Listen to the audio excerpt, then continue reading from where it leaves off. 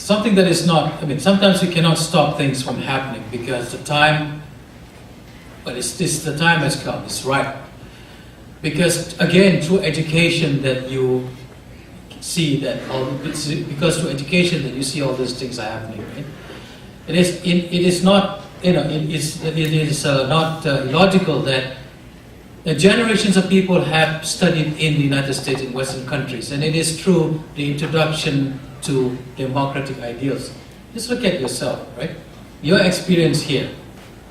You know, how much have you learned about the life of the Americans and also the ideals and the reality of things here that have changed your perception of what you thought of America when you were in the country?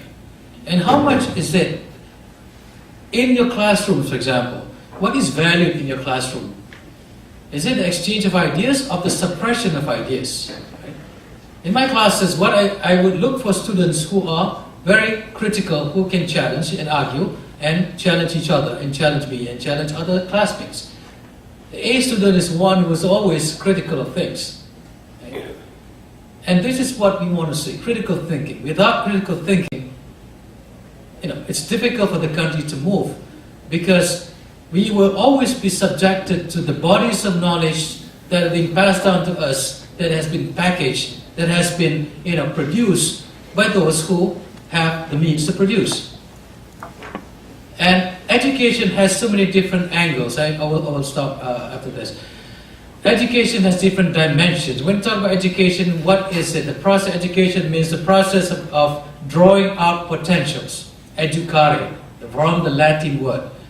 When you want to draw out the potentials of each and every child, because the child is taken from the natural environment, the natural self, natural rights, you put the child in school. The schooling itself is not neutral. Schooling is very ideological. You put the child in school for many years, you can put anything, and all depends on ideology of the state.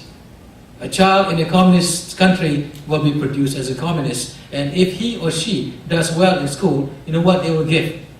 The best student, A student, want to get 12A, a bust of Lenin. Vladimir Lenin's, you know, it's like a child in Islamic country will have a different. This is the thing, because again, like I said, back to the original statement, right? Culture is not in the tools that we use, it's not in the skills, habits that we acquire, but it's in also everything in the house that we inhabit. Right? So that's the process. You can take children, take human beings, and put them and to become technologists. You can put them to become, you know, philosophers. You can put them to become social scientists. But the process of human capital is not to capitalize on the human being so that he will become big capitalist and control everything, but to have the human being become a human being that can look at the plight of others. Doesn't matter what race the people are, but the person with the human heart who will use his or her knowledge for the benefit of society, because society needs to be renewed all the time. Generation after generation need to be renewed, right? We must continue to think not as a communalistic, but as a cosmopolitan human being. Be able to look at perspective. Because we do not have perspective, we are trapped in this dynamics of race. Not just race, but ultimately it is a class system that we are confronted with.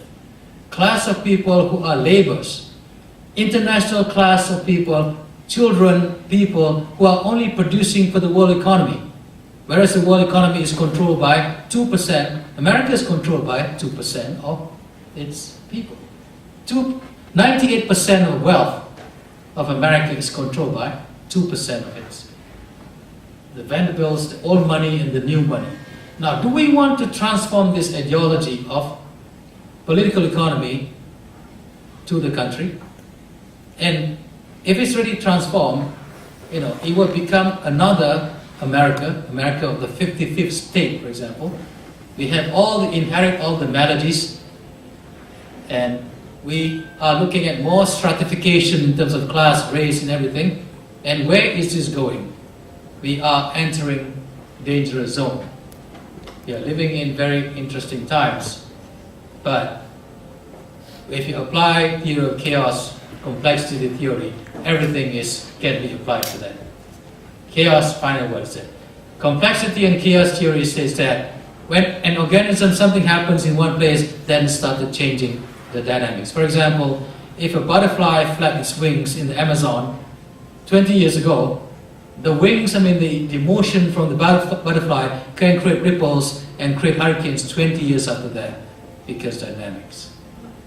And look at society, look at what's happening in your country from that point of view, then your mind will be better trained to analyze. And not just to that, but to go beyond that and to find solutions. We don't live in this world alone. We are a social being. Right? I want to thank you for being more and more confused. And I hope that it makes sense. Probably in the other sessions or conversations we can continue to exchange points of view. And I hope you enjoy speakers, the lectures from other speakers. Thank you so much.